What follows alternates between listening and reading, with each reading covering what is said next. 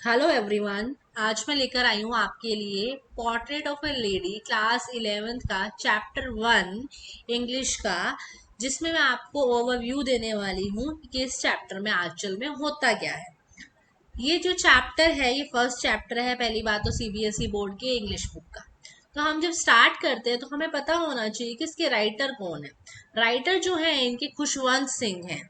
खुशवंत सिंह एक prominent Indian writer थे और कॉलमनिस्ट थे।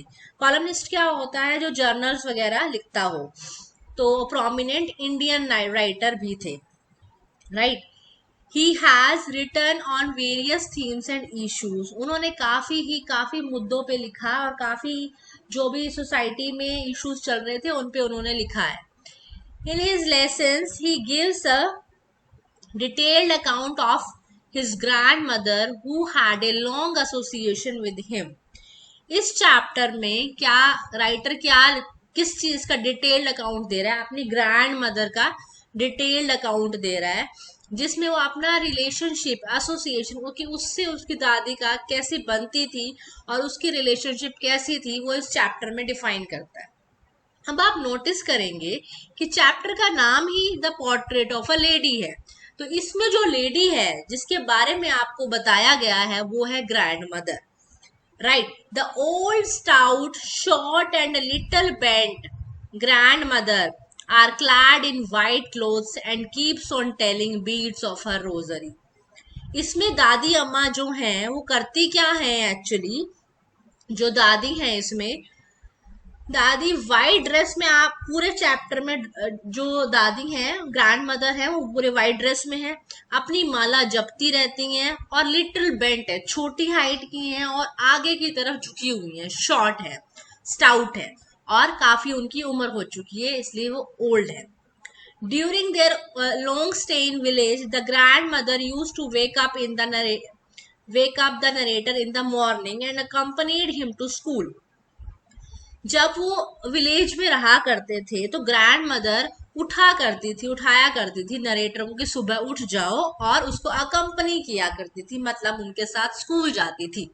She took care of the small things and continued her regular prayers and readings of scriptures. अब उसके बाद उनका डेली रूटीन क्या रहता था कि वो हर छोटी छोटी चीजों का ध्यान रखा करती थी। And continued her regular prayers and readings of scriptures. और रीडिंग किसकी किया करती थी? जो रिलीजियस स्क्रिप्चर्स होते हैं, बुक्स होती हैं, उनके बारे में वो पढ़ा करती थी। On the way back home she fed stray dogs with stale chapatis. जब वो स्कूल से वापस आती थी तो क्या करा करती थी वो? स्ट्रे डॉग्स को, जो गली के कुत्ते होते हैं, उनको चपाती, स्टेल चपाती, जो बासी चपाती होती हैं जो रात को बना के रख दी और सुबह, मतलब वो बहुत टाइम हो गया है उसको बने हुए तो उसको हम बोलेंगे stale chapatis. Shifting to the city to home was a turning point as it increased distances in their relationship। अब क्या होता है एक्चुअल में, वो आपको पहले विलेज के स्कूल की रूटीन बताई गई है। नेक्स्ट में क्या होता है, एक सडन शिफ्ट आता है। जैसे ही कि जो ये ग्रैंडसन है बड़े होते हैं तो सिटी में शिफ्ट हो जाते हैं, जो कि एक बहुत बड़ा टर्निंग पॉइंट लाता है किनके रिलेशन में? ग्रैंड मदर के और ग्रैंडसन की। और अब क्या होता है, now the author was going to city school and studying all modern day subjects. इसमें क्या होता है कि जो ऑथर है वो सिटी स्कूल में जाता है और सारे मॉडर्न सब्जेक्ट्स पढ़ता है।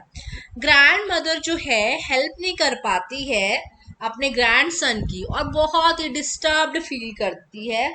और उनकी समझ, जो वो सोचती हैं और कहती हैं कि there was no teaching of God and scriptures, कि यहाँ पर कोई धर्म की और ना कि गॉड की ऐसी कोई बातें नहीं सिखाई जा रही हैं, जो कि ग्रैंड मदर को इंटरेस्टिंग लगती थी और वो समझती थी कि मैंडेटरी है। बट मॉडर्न स्कूल में, मॉडर्न डे सब्जेक्ट्स में ये सब नहीं पढ़ाया जा रहा था। द थर्ड पैराग्राफ में क्या होता है, grand mother devoted her time in praying, spinning and feeding sparrows. अब उनकी रूटीन कैसे हो गई कि वो प्रे करती थी, काटती थी, मतलब चरखा काटती थी, बुनाई का काम करती थी और स्पैरोज को फीड करती थी. She did not get disturbed when the author was living for abroad and so him of maintaining her peace and calm. और वह डिस्टर्ब भी नहीं हुई जब ऑथर अब्रोड जा रहा था, दूसरी कंट्री में जा रहा था, भाई कि उनसे दूर हो रही हैं, बट वो बहुत पीस एंड काम थी, उससे डिस्टर्ब नहीं हुई. सीइंग हर ओल्ड एज, उनकी ओल्ड एज को देखते हुए नरेटर ने सोचा that could be his last meeting with his affectionate, ये उनको जो सबसे प्यारी हैं, ये उनसे शायद लास्ट ही मुलाकात होगी.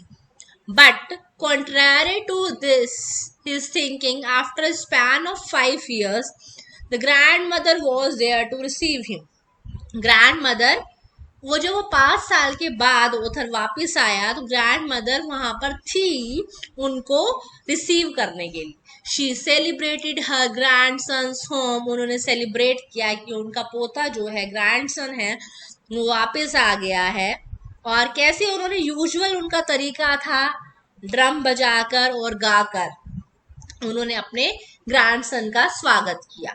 She had a peaceful and and everyone including Sparrows got aggrieved at the demise of a bold, religious, practical, responsible, and loving person. She had a peaceful. जब वो उनकी डेथ हुई तो वो बहुत पीसफुल एंड था उनका, कि वो बहुत काम थी. और जो चिड़िया हैं वो भी पीड़ित हुई, मतलब वो उनको भी दुख लगा कि इतनी अच्छी लेडी चली गई है इस दुनिया से. Aggrieved at the demise of bold, क्योंकि वो बहुत बोल्ड थी, देखा होगा आपने राइटर के जाने से वो डिस्टर्ब नहीं हुई. रिलीजियस थी, पूजा करती थी, धर्म में विश्वास रखती थी.